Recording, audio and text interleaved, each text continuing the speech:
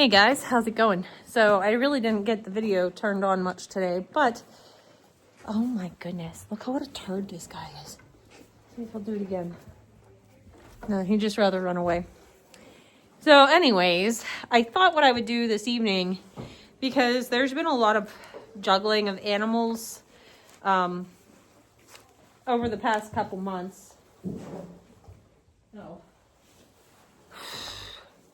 He's just the one little boo. I'll show you. He's just kind of like hiding underneath the hay feeder, and it scared me for a second. Also, these goat kids, they're all boys, but they are bucklings right now. They could be weathered. They're pretty much ready to go. Like, they got another week or so with mom, and then they can go. They're so stinking cute. And the one, oh, he's a turd. Like, he wants to play. And when I mean play, I don't mean like jump on you. I mean like he'll kind of go up on his back legs and try to play with you. Which could be a very turd-like behavior. But right now I think he's just playing. So he's probably one I might castrate just to be on the safe side. But he is uber cute.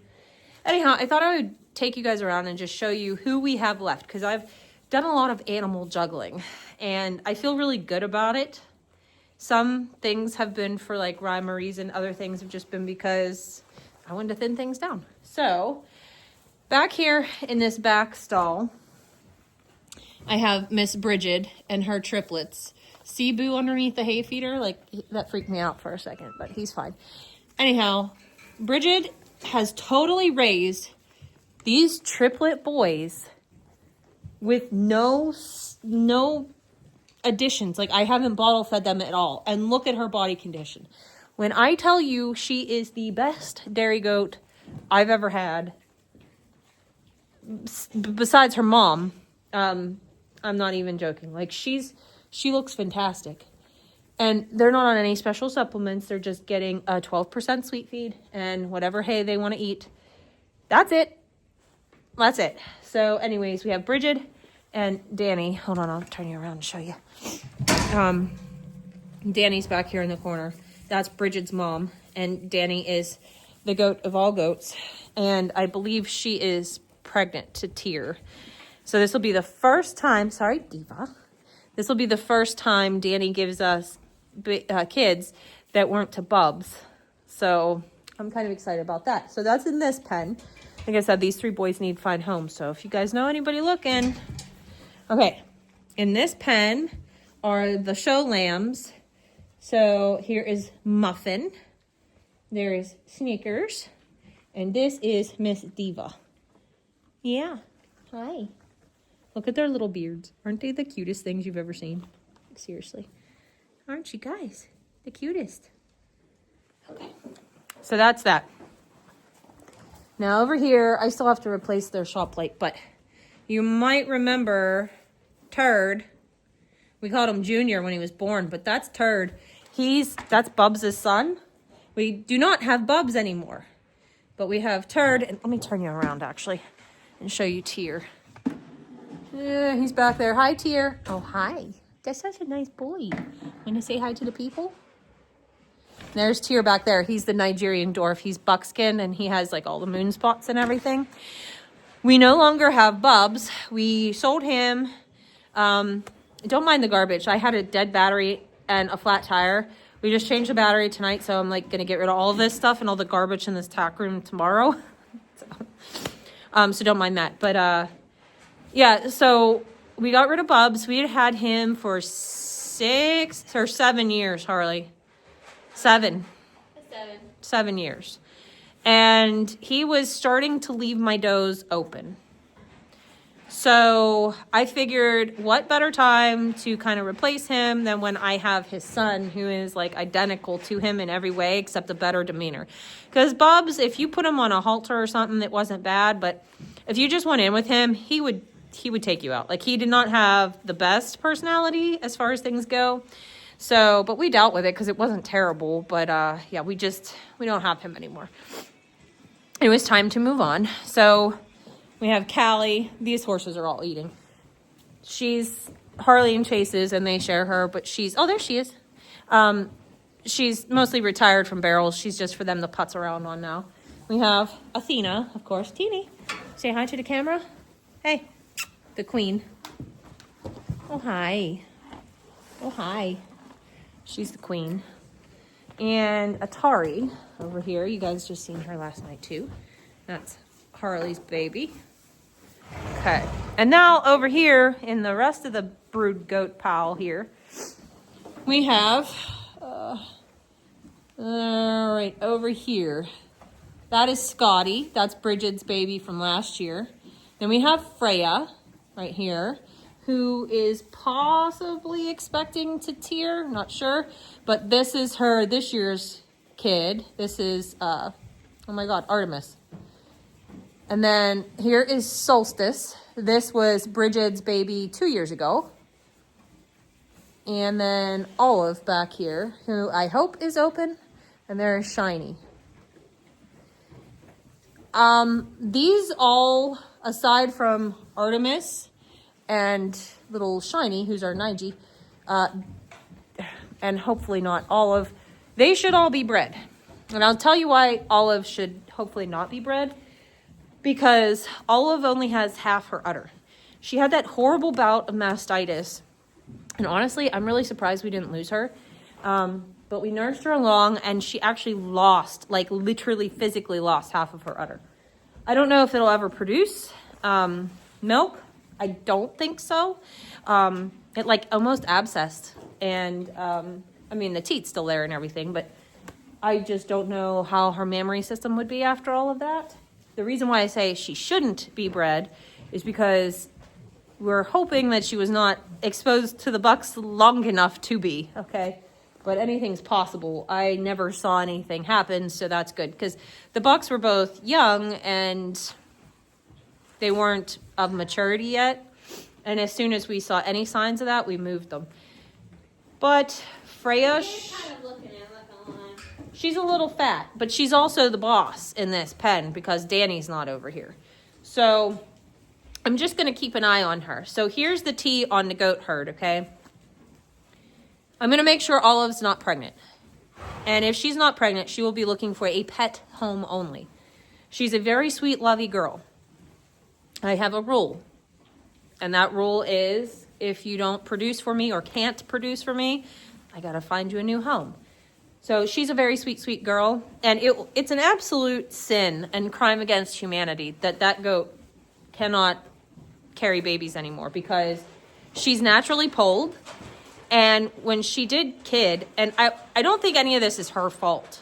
Okay, so Danny had been in with them and Danny literally abused her. And she had like a contact mastitis. So it was from getting butted way before she even kidded. And then when she kidded, she had triplets and they were never right. Like they were never, I don't know, there was something just always off about them. And I don't wonder if something didn't happen internally, you know, when Danny beat her up. So we had lost all three of them, but one of them was naturally polled. The one little doeling was naturally polled. And the other doeling was moon spotted all over galore, like gorgeous. And the boy was, oh no, we didn't lose him. No. We didn't lose him. He was fine. He went to a new home. So it's like a crime against humanity that she's not able to have babies, but responsibly, she should not be bred. So that's why I'm holding on to her just to make sure that she isn't. Because if she is, what will happen is the moment that she gives birth, we'll be bottle feeding those babies and taking them off of her so that she doesn't have to try, you know, to produce enough milk off of one half. But she's a good mom. She was a fantastic mom, and it has nothing to do with that. It just has to do with she physically probably wouldn't be able to do it, and I wouldn't want to put the physical pressure on her. So we would milk the half out, you know, until she dried up, and then we would just let her go. But here's the tea. So if we have tried to breed Solstice and Scotty multiple times, and we've given them copper, we've given them selenium, we've given them B12, we've done all the things. I mean, they get a balanced diet anyways. They get, you know, a full balanced 12% sweet feed plus all the hay they can eat. So it's not like they don't get minerals. They have never gotten pregnant. Now, I considered that it was the fact that the buck was old.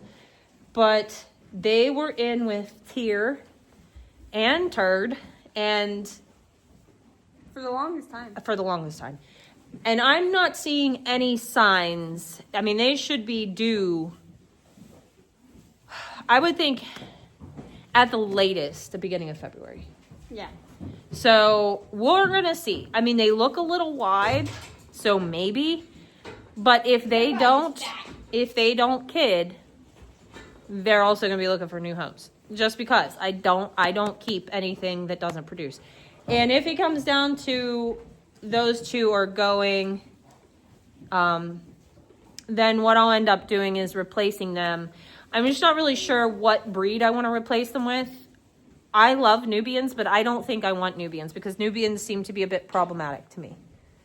They're very easily get mastitis. They're very sensitive with all the things.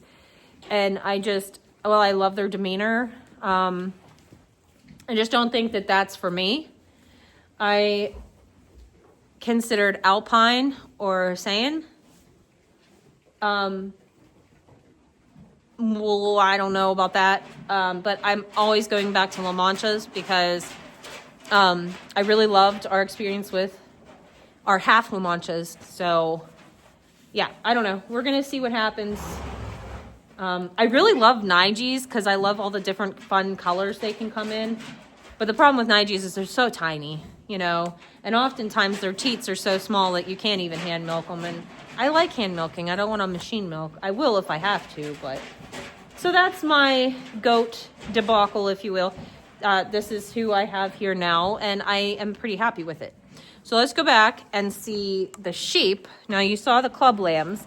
These girls' last show will be this coming weekend, and then they're going to get kicked out to be sheep. So we used to have a whole lot back here, and we don't now. So over here is Serenity, and she is a wide load. She's due at Christmas. And last time, when we first bought her, we've had her just a hair over a year. We bought her, we bought both of these. They were supposed to be bred use, okay? She gave us triplets about a week after we had her. And they all did not make it.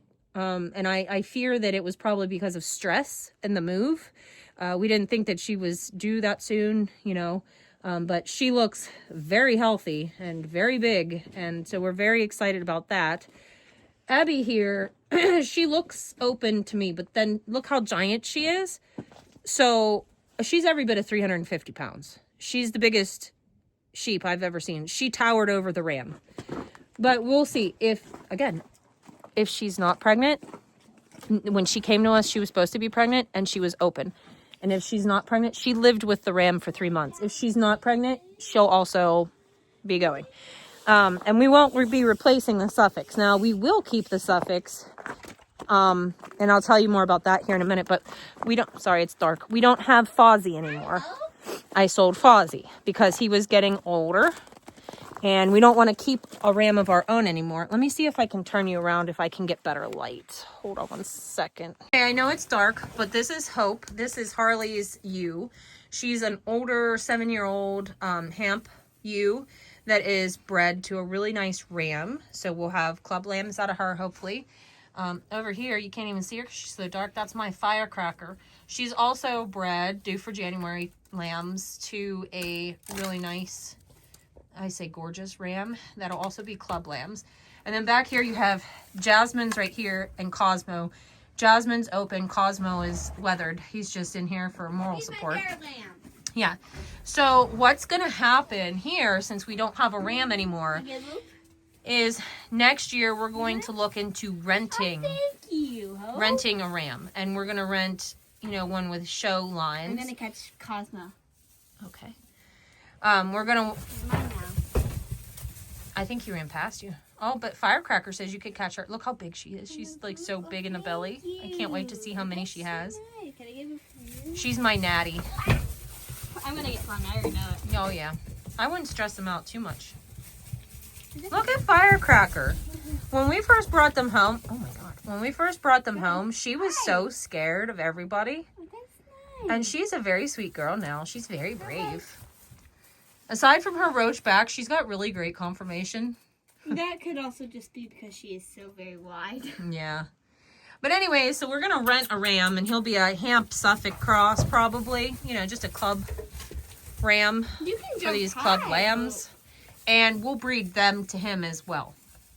So this is the sheep situation. So we had 21 not long ago. And now we have, what do we got? 4, 5, 6, 7, 8, 9. We got 9 now. We got 9 now. He's big. I think Hope's looking pretty round too, huh? Yep. I caught him. Okay. That's how you catch a sheep if you need to. There you go. There you are. Yeah, Hope's looking I caught nice and pregnant too, so that's good. Let's see how he looks still. Oh, he's hard to set up. No, he's not. He's stacked He's himself. small. Yeah, well, you're not used to something that tiny No. now. That's nice. That's a nice boy. So anyways, yeah, that's what's going on with the sheep. So this hay situation that I built here is the best thing I've ever done on this farm, and I love it. So, okay, there's one last main character on this farm. I gotta watch that I don't slip. This driveway is a sheet of ice. Oh, if I slip and fall, you guys will get a good laugh. Oh, Rebel.